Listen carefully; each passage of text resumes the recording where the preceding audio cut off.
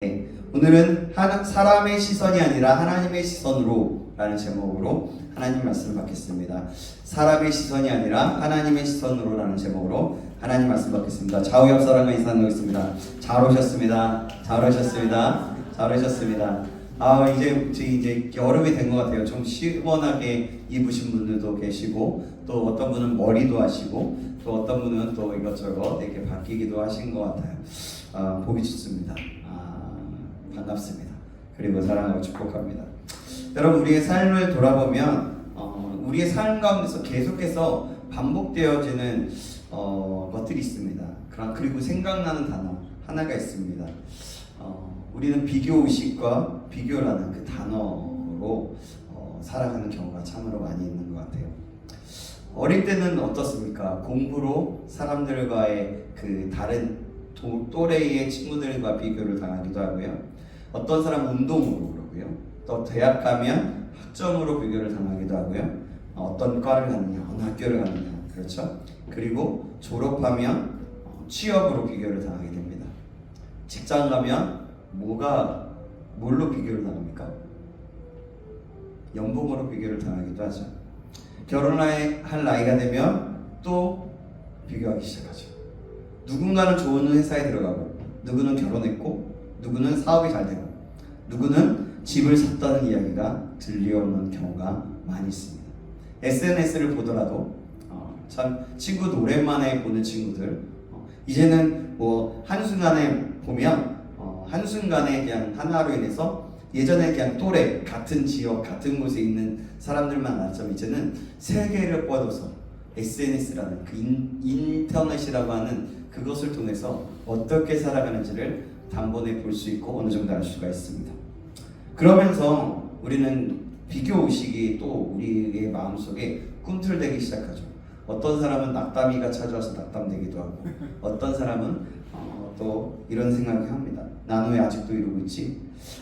난 왜 이러는 거야? 그래서 하나님께서 나에게는 침묵하는 것 같다는 그런 생각도 들고, 정말 준비하긴 하고 있는데, 열심히 살아가고 있는데, 그런 현실 가운데 힘들게 살아가고 있습니다. 그런데 우리가 힘든 이유는 현실 자체 때문만이 아니라 우리 속에 계속해서 제가 얘기하고 있는 비교 때문입니다. 비교하기 시작하면 어떻습니까? 끝이 없습니다. 끝이 없죠. 그래요. 감사가 사라지고 기쁨이 사라집니다. 하나님보다 사람을 보게 돼요. 비교의식이. 오늘 본문의 말씀이 바로 그런 말씀입니다. 골리앗을 쓰러뜨린 후에 다윗은 국민의 영웅이 되었죠. 이스라엘에. 그리고 주변에는 전혀 다른 세 사람이 등장합니다. 요나단이 있고요, 사울이 있고 다윗이 있습니다. 근데 요나단은요, 다윗을 보면서 어떻게 합니까? 기뻐합니다. 사울은 다윗을 보면서 질투하기 시작합니다. 다윗은 사람들의 반응보다 하나님만을 바라보고 있습니다. 같은 다윗을 바라보는데 전혀 다른 반응이 나오는 거죠. 다윗 자신을 봤을 때 사람들이 나를 보는 모습에 의해서 다윗은 하나님만 바라보게 됐던 그런 거죠. 사랑하는 여러분, 저와 여러분은 누구와 닮아가고 있습니까? 요나단입니까? 아니면 사울입니까? 아니면 다윗입니까? 본문은 굉장히 아름다운 장면으로 시작하는데 1절 말씀 한번 볼까요? 1절 말씀입니다. 1절 같이 한번 읽어보겠습니다. 시작. 다윗이 사울에게 말하기를 마침에 요나단의 마음이 다윗의 마음과 하나가 되어 요나단이 그를 자기 생명같이 사랑하니라. 아멘. 골리앗을 쓰러뜨린 이후에 다윗은 하루아침에 유명인이 되었어요. 목동이었던 그가 유명이 되죠. 그럴 수밖에 없잖아요. 이스라엘 군대에서, 블레셋 군대에서 40일 동안 그러고 그 전쟁감이 있는데 그 골리앗을 쓰러뜨립니다. 모든 백성들이 그래서 관심을 갖게 되는 거예요. 그런데 놀랍게도 가장 위협을 느껴야 할 사람이 가장 다윗을 품어주게 됩니다. 그 사람이 누구냐면 바로 요나단이에요. 생각해보세요. 사실 인간적으로 보면 그렇게 생각하면 요나단은요, 다윗을 싫어해야 맞습니다. 왜냐하면 그는 왕세자였기 때문에. 왕자였잖아요. 원래 왕은 사울 다음에 요나단이 되어야 돼요. 그죠? 그런데 하나님은 이미 다윗을 선택하셨습니다. 요나단은 그것을 근데 그냥 잘 알고 있었어요. 그렇다면 다윗을 생각해 볼 때 친구가 아니라 경쟁자로 생각할 수 있어요. 그죠? 자기는 혈통이 있기 때문에. 그리고 제거해야 될 대상이기도 하고 경계해야 될 대상인 거죠. 그런데 요나단은 그렇게 하지 않습니다. 오히려 자기 생명처럼 사랑했다라고 말하고 있어요. 그리고 4절에 보면 자신의 겉옷과 군복과 칼과 활과 띠를 벗어줬다라고 얘기합니다. 이것은 여러분 왕세자의 상징을 내어준 거예요. 그냥 내어준 것이 아니다는 거예요. 쉽게 말하면 나는 너를 인정한다. 나는 하나님이 너를 통해서 하실 일이 있다고 믿는다. 축복한다는 의미예요. 놀랍지 않아요? 자기가 분명히 왕자고 왕세자가 되는 거예요. 근데 그렇지 않았다는 거죠. 여러분, 사람이 성숙하지 못하면 다른 사람의 성공을 축하하지 못해요. 그렇죠? 친구가 취업하면 축하하는 척 하는데 마음이 무겁습니다. 친구가 좋은 직장에 가면 괜히 초조해지기 시작하죠. 하고 나면 웃고 있지만 마음은 복잡해집니다. 그죠?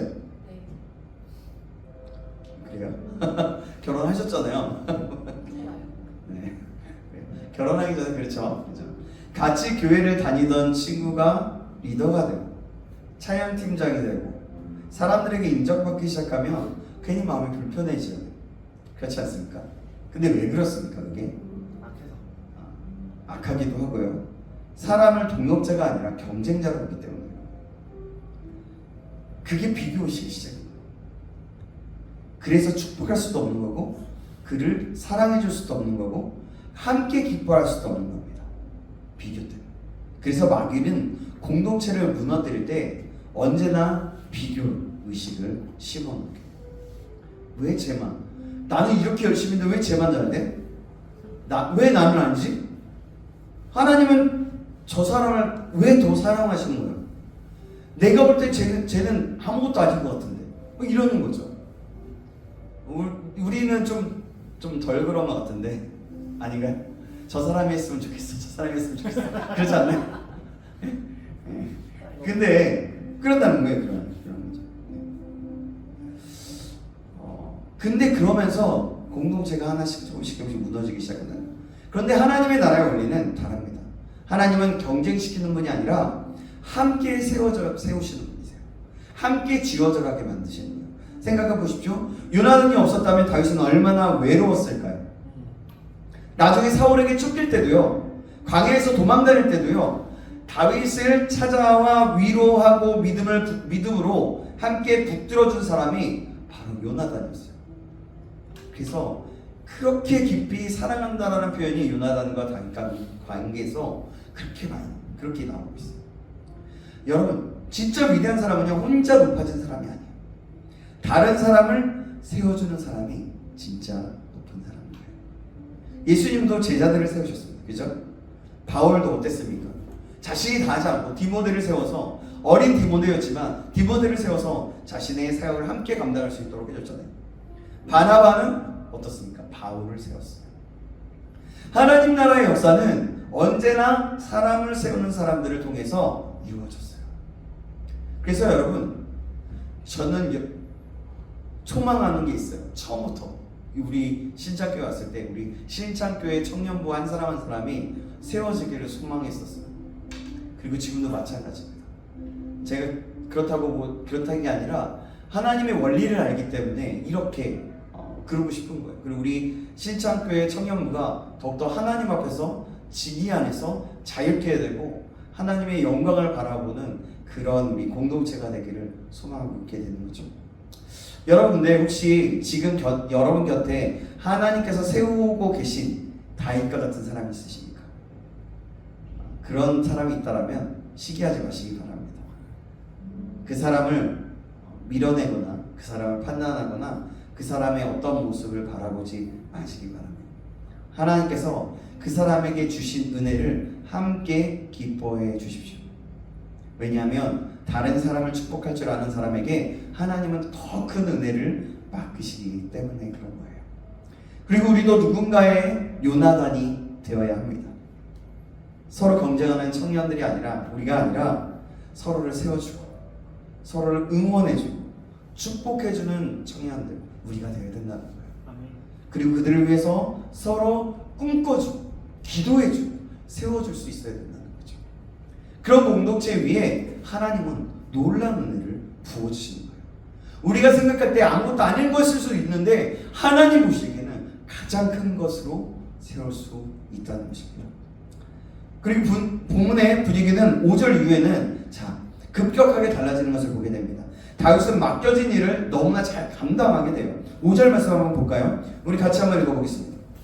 5절 시작. 다윗은 사울이 보내는 곳마다 가서 지혜롭게 행하며 다윗이 그를 군대의 당으로 삼았으니 온 백성이 합당히 여겼고 사울의 신하들도 합당히 여겼더라. 아멘. 아멘.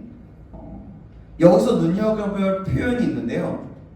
온 백성이 합당히 여기고 라고. 그리고 사울의 신하들도 합당히 여기더라 라고 말씀하고 있어요. 사실 이것은 놀라운 일인 거예요. 여러분, 다윗이 출신이 어떤 출신입니까? 원래 군대 출신도 아니었어요. 정규적인 어떤 교육을 받은 그런 장군도 아니었습니다. 왕족도 아니에요. 그저 베들레헴에서 혼자 그 목초지에서 그 양들을 치던 목동인 거예요. 사람들의 눈으로 볼 때는 아무것도 아닌 거예요. 그저 그런 목동. 그런데 어느 날 갑자기 군대의 장관이 된 겁니다. 요즘 식으로 말하면 엄청난 초고속의 승진인 거예요. 승진. 그런데 아무도 불평하지 않아요. 왜일까요? 다윗이요, 실력으로 증명했기 때문입니다. 사람들은 다윗이 어떤 사람인지를 보았어요. 그러니까 그는 맡겨진 일에 성실하게 최선을 다했던 사람인 것을 알았던 거예요. 전쟁터에서도 어땠습니까? 충성을 다했어요. 사울을 섬길 때도 그 무기를 들거나 칼을 들거나 또 이렇게 연주할 때에 충성스럽게 자신의 일을 감당했다는 거죠. 눈에 보이는 자리보다 맡겨진 책임을 중요하게 여기면서 다윗이 매 순간순간에 살았다는 거예요. 그래서 사람들은 자연스럽게 다윗을 인정하게 됐다는 거죠. 그런데 바로 그때 문제가 시작되는 거예요. 전쟁에서 승리하고 돌아오는 일이었어요. 근데 아주 유명한 장면이죠. 여인들이 노래를 부릅니다. 뭐라고 부릅니까? 사울이 죽인 자는 천천히요, 다윗인 만만이로다 라고 얘기해요. 많은 예를 들면서 이야기를 하잖아요. 여러분, 이 노래가 사실 그렇게 심각한 노래는 아니에요. 사울도 칭찬받았습니다. 그렇지 않습니까? 사울이 천천을 죽였다 그러게요. 왕이잖아요. 그죠? 이것도 엄청난 칭찬이거든요. 그런데 사울은 자신이 받은 칭찬을 듣지 못하는 거예요. 오직 한 문장만 귀에 들어온 거죠. 다윗은 만만이로다라는 그 말이 귀에 들어온 거예요. 왜 그럴까요? 계속 반복되는 거예요. 비교가 시작되었기 때문입니다. 우리는 흔히 질투 때문에 비교한다고 생각합니다. 그런데 사실은 그 반대예요. 뭐냐면 비교가 질투를 낳게 되는 거예요.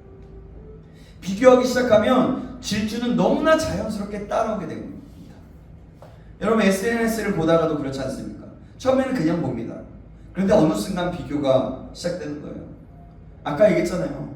아직 취업 준비 중인데, 아직 미래가 불안한데, 아무것도 열린 게 없잖아요. 생각해보면 모아둔 돈도 없고, 어떤 사람은 그렇잖아요.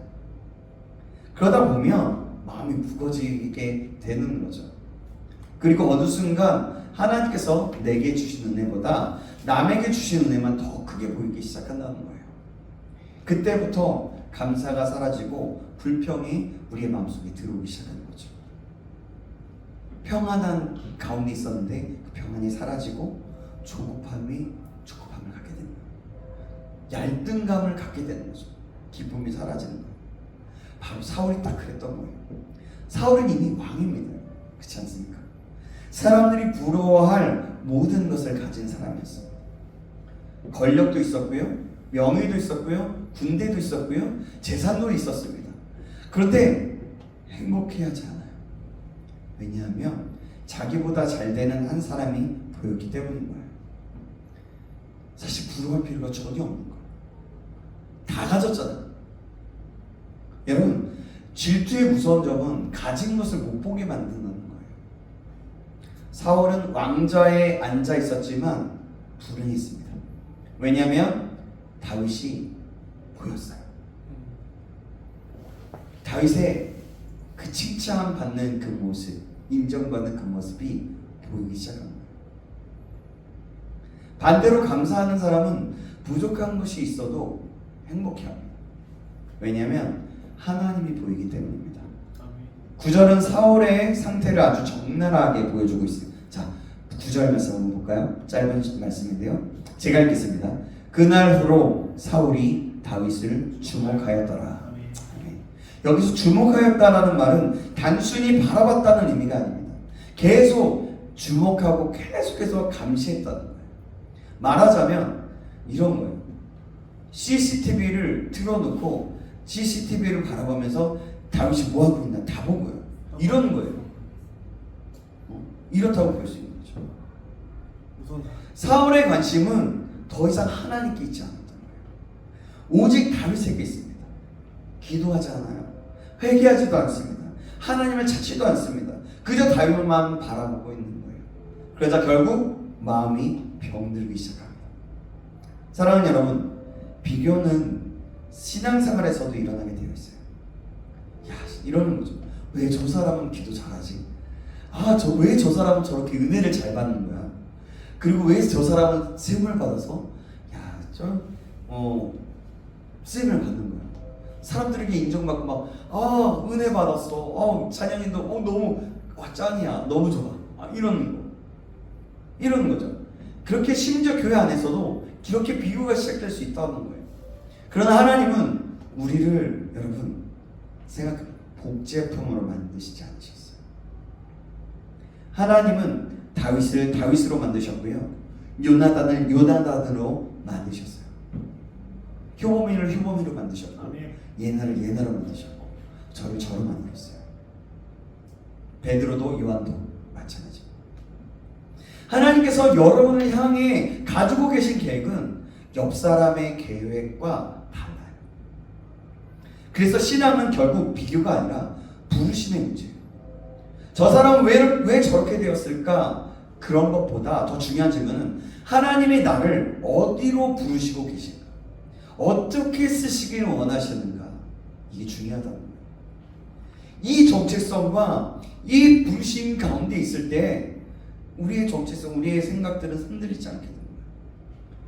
사울은 계속 다윗을 바라보다가 자신을 잃어버린 거예요. 그러나 다윗은 하나님을 바라보다가 자신의 길을 발견했습니다. 사랑하는 여러분, 여러분의 때, 이 청년의 때의 가장 위험한 유혹 중에 하나가 바로 비교의식입니다. 그리고 가장 중요한 믿음은 이런 겁니다. 하나님은 지금도 나를 가장 좋은 길로, 선한 길로 인도하고 계신다라는 믿음인 거예요. 그 믿음이 있을 때 우리는 다른 사람의 성공을 축복할 수도 있고요. 다른 사람의 은혜를 기뻐할 수 있고요. 내 삶의 속도도 하나님께 맡길 수 있는 거예요. 나보다 나중된 사람이 먼저 되고 막 뛰어들고 너무 잘 되더라도 부러워할 필요가 없는 거예요. 나에게 맞는 하나님의 부르심이 있다는 겁니다. 자리가 바뀌어도 흔들리지 않는 사람은 그리고 하나님께 쓰임을 받게 되는데요. 사울은 점점 더 다윗을 두려워하기 시작합니다. 자, 12절 말씀 한번 볼까요? 12절 말씀 같이 읽겠습니다. 시작. 여호와께서 사울을 떠나 다윗과 함께 계심으로 사울이 그를 두려워한지라. 아멘. 여러분, 참 의미심장한 말씀이에요. 사울이 두려워한 것은 다윗의 능력이 아니었어요. 다윗의 인기가 아니었습니다. 다윗의 어떠한 힘, 군사력, 이런 것들이 다윗에게 있는 어떤 조건이 아니었다는 거예요. 그는 하나님이 다윗과 함께 하신다는 사실을 알고 그것을 두려워했어요. 오늘 본문의 말씀하는 거예요. 여러분, 사람이 가장 강할 때는 능력이 많을 때가 아니에요. 가장 강할 때는 하나님이 함께 하시게 돼요. 아멘. 반대로 사람이 가장 위험할 때는 실패했을 때가 아니라 하나님이 없을 때입니다. 특히 더 나아가면 하나님이 없이 성공할 때가 더 그래요. 가장 위험할 때입니다. 사울은 왕이었지만 하나님과 멀어집니다. 다윗은 아직 왕이 아니었지만 하나님과 더 가까워지죠. 결국 인생은 무엇을 가졌느냐 싸움이 아니라 누구와 함께 하느냐의 싸움인 거예요. 이 부분을 여러분 계속 여러분들에게 강조하고 있는 것 같아요. 그래서 사울은 다윗을 자기 곁에서 내보내게 됩니다. 13절 말씀 제가 읽겠습니다. 그러므로 사울이 그를 자기 곁에서 떠나게 하고 그를 천부장으로 삼음에 그가 백성 앞에 출입하며 아멘. 이것은 명백한 강등 같은 거예요. 조금 전까지는 군대 전체를 지휘하던 사람이었습니다. 그런데 이제는 1000명을 지휘하는 장교가 되는 거예요. 사울은 아마 생각했을 거예요. 이제 다윗의 영향력이 줄어들겠지? 이제 백성들이 다윗을 잊을 거야. 더 이상 그는 1000명밖에 없기 때문에 성장하지 않을 거야. 근데 사울이 몰랐던 것이 있어요. 사람의 자리는 빼앗을 수 있어도요, 하나님이 주신 은혜를 빼앗을 수 없다는 거예요. 우리도 살면서 비슷한 일을 경험하게 되죠. 열심히 일했는데 인정받지 못하고요. 최선을 다했는데 승진은커녕 다른 사람이 더 승진합니다. 이 싸바싸바 잘하는 사람만 승진하고요. 이런 거죠. 교회에 헌신했는데 아무도 알아주지 않아요. 오히려 상처를 받게 됩니다. 그래서 우리는 특히 이런 질문을 자주 하게 되는 것 같아요. 여러분 그렇지 않는지 모르겠지만 이런 질문인 거죠. 왜 제가 이런 대우를 받아야 합니까? 전 이렇게 열심히 하고요, 최선을 다했고요, 어느 정도 열매도 있는데 왜 나는 이런 대우밖에 못 받죠? 저 사람은 왜 인정받는데 왜 저는 인정받지 못하는 겁니까? 왜 저는 이럴까요? 자기감에 빠지기도 하고. 그런데 여러분, 다윗도 같은 길을 걸었어요. 오히려 잘해서 미움을 받은 거예요. 너무 잘했기 때문에. 충성해서 공격을 받은 겁니다. 성실해서 오히려 견제를 받은 겁니다. 그런데 다윗은 그것에 무너지지 않았습니다. 왜냐하면 그의 목적이 사람의 인정이 아니었기 때문입니다. 자, 오늘 15절을 보시기 바랍니다. 15절 같이 한번 읽어보겠습니다. 시작. 사울은 다윗이 크게 지혜롭게 행함을 보고 그를 두려워하였으나 아멘. 성경 반복해서 같은 표현을 사용해요. 다윗이 지혜롭게 행하니, 다윗이 지혜롭게 행하니, 다윗이 지혜롭게 행하니, 계속해서 이 말이 반복되고 있어요. 왜 이렇게 반복할까요? 성경은 우리에게 다윗의 성공의 비결을 알려주기 있기 때문에 그래요. 다윗은 상황에 따라서 움직이는 사람이 아니었어요. 사람 따라 움직이는 사람도 아니었습니다. 하나님 앞에서 자신을 보면서 살아가는 사람이었다. 그는 목동일 때도, 수금을 타는 자일 때도, 군대 장관일 때도, 천부장으로 강등되었을 때도 성실했다. 그리고 앞으로 있을 광야의 도망자의 신세가 되었을 때도 성실히, 왕이 되었을 때도 성실히. 계속 환경은 바뀌지만 그의 중심은 계속 한 가지였어요. 성실하게 하나님만 바라봤다는 거예요. 여러분 생각해 보십시오. 우리가 이렇게 생각하잖아요. 사람들은 대부분 이렇게 생각해요. 좋은 환경이 주어지면 열심히 할 거다라는 말. 그렇지 않습니까? 좋은 직장이나 좋은 리더를 만나면 내가 더 잘할 수 있을 텐데. 그런데 하나님은 반대로 말씀하시는 거예요. 어떤 환경 속에서도 충성할 수 있는 사람을 내가 높인다라는 거죠. 다윗은 왕이 되어서 충성한 사람이 아니었습니다. 왕이 되기 전에 충성한 사람이었어요. 요셉도 총리가 돼서 성실했던 사람이 아닙니다. 그렇지 않습니까? 노예였을 때부터 성실했던 사람이었어요. 그래서 하나님은 자리를 보고 사람을 선택하지 않으십니다. 중심을 보고 선택하신다는 거예요. 청년의 시기는, 즉 우리의 시기는 결과를 기다리는 시간이기도 합니다. 열심히 훈련을 받지만, 꿈을 꾸고 달려가지만 결국엔 어느 정도는 결과를 보게 돼요. 그래서 조급해집니다. 친구들은 앞서가는 것 같은데 나는 제자리인 것 같아요. 남들을 결실을 맺고 있는 것 같은데 나는 아직 뿌리만 이르는 것 같은 거죠. 남들이 인정받는데 나는 여전히 무명인 것 같은 거죠. 하지만 하나님은 늘 뿌리부터 만들기 시작해요. 뿌리부터. 우리의 깊숙한 기본, 기초, 베이스부터. 나무가 높이 자라기 전에 뿌리가 깊어져야 하듯이 하나님은 우리를 높이 사용하시기 전에 먼저 우리 중심을 만지시고 훈련시킨다는 거예요. 그래서 지금의 기다림도 헛되지 않는 겁니다. 지금의 훈련도 헛되지 않는 겁니다. 혹시라도 눈물이나 억울함이 있어도 그것이 절대로 헛되지 않다는 거예요. 하나님은 그 시간을 통해 다윗을 왕으로 빚어가셨던 것처럼 우리를 지금도 만들고 계시다라는 거예요. 개인적으로 볼 때 여러분 굳이 말해서 저를 비교해 본다면 이럴 수 있는 거죠. 똑같은 나이인데 저 만 명이 넘는 교회 담임이 청직정이 되었어. 뭐 이런 것들이 될 수도 있겠죠. 사실 전혀 그렇지 않아요. 저는 그곳에 누가 이제 초청을 한다고 하더라도 저는 절대로 그곳에 갈 의향이 없어요. 왜냐하면 저의 능력을 알기 때문에. 하나님께서 만약에 정말 굳이 명령하시고 확신을 주신다면 그럴 수 있겠지만 절대 그렇지 않아요. 그러니까 예를 들어서 한 얘기니까 그냥 넘어가시고요. 어찌됐든 하나님께서 계속해서 우리의 중심을 만들고 계시다. 자, 이제 결론으로 들어가겠습니다. 오늘 본문에 세 사람이 등장하죠. 누구예요? 요나단, 사울, 다윗입니다. 요나단은 다른 사람을 세워주는 사람입니다. 사울은 다른 사람과 비교하다가 완전히 무너지게 되죠. 그리고 다윗은 사람들이 막 자기를 칭찬하더라도 하나님 앞에서 중심을 지키는 사람이었어요.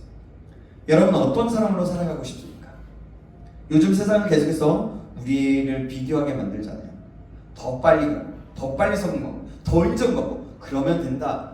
네가 잘하면 된다. 네가 맞으면 맞는 거야. 이렇게 얘기합니다. 하지만 하나님은 오늘 우리에게 다르게 말씀하십니다. 너의 중심은 어디를 두고 가고 있느냐? 지금 네가 어느 자리에 있느냐? 어디에 있느냐가 아니라 너의 중심이 어디에 있느냐? 여러분 사람의 박수나 사람의 인정은요 오래가지도 않고요 영원히 가지도 않습니다. 높은 자리도요 언젠가는 내려오게 되어 있어요. 그러나 하나님 앞에서 바로 선 중심은 남습니다. 아멘. 사울은 왕자를 붙잡으려다가 하나님을 놓친 사람이에요. 다윗은 하나님을 붙잡다가 뭐가 됐어요? 왕이 된 사람. 사랑하는 여러분, 사람들의 시선에 인생을 맡기지 마시기 바랍니다. 비교 속에서 여러분의 가치를 결정하지 마십시오. 하나님께서 여러분을 향해 가지고 계신 그 계획을 신뢰하십시오. 끝까지 이루어지지 않을지라도 신뢰하는 거예요. 그리고 오늘 여러분이 있는 자리에서 하나님께 하듯 충성하면 되는 것입니다. 아무도 알아주지 않아도, 결과가 보이지 않아도, 때로는 억울한 일을 당해도 다윗처럼 하나님 앞에서 한결같은 사람으로 살아가시길 주님의 이름으로 축원합니다. 그때 하나님께서는 여러분의 인생을 책임지실 것입니다. 왜냐하면 하나님은 지금도 어떠한 자리보다 저와 여러분의 중심을 보시는 하나님이시기 때문입니다. 사람이 아니라 하나님을 바라보십시오. 하나님이 찾으시는 사람은 하나님을 바라보는 사람입니다. 하나님과 함께하는 사람을 하나님은 사용하시고 그를 통해 일하십니다. 여러분 이 사실 꼭 기억하시기 다시 한번 주님의 이름으로 축원합니다. 기도하겠습니다. 사랑의 하나님 아버지, 오늘 사무엘상 18장의 말씀을 통해서 우리의 모습을 돌아보게 하시니 감사합니다. 주님, 우리 안에도 요나단의 모습보다 사울의 모습이 더 많을 때가 있음을 고백합니다. 다른 사람을 축복하기보다 비교하고 질투하고 하나님의 시선을 하나님보다 사람의 시선을 더 의식하며 살아왔던 우리를 용서하여 주옵소서. 요나단처럼 사랑을 세워주고 축복하는 넓은 마음을 허락하여 주시고 믿음을 더하시고 다른 사람의 성공과 은혜를 진심으로 기뻐할 수 있는 사람 되게 하여 주옵소서. 다윗처럼 어떤 자리에서도 중심을 잃지 않고 하나님만을 바라보고 교만하지 않고 낮아질 때에도 낙심하지 않고 인정받을 때에도 하나님만 바라보고 인정받지 못할 때에도 흔들림 없이 충성할 수 있는 자 될 수 있도록 인도하여 주시옵소서. 이 시대 속에서 미래가 불안할지라도 조급할지라도 하나님, 다윗이 끝까지 나아갔던 것처럼 하나님을 붙들고 하나님의 뜻을 알고 하나님의 기쁨에 대해 그 뜻을 이루는 착하고 충성된 종, 착하고 충성된 하나님의 자녀 될 수 있도록 인도하여 주시옵소서. 살아계신 우리 구주 예수 그리스도의 이름으로 기도합니다. 아멘.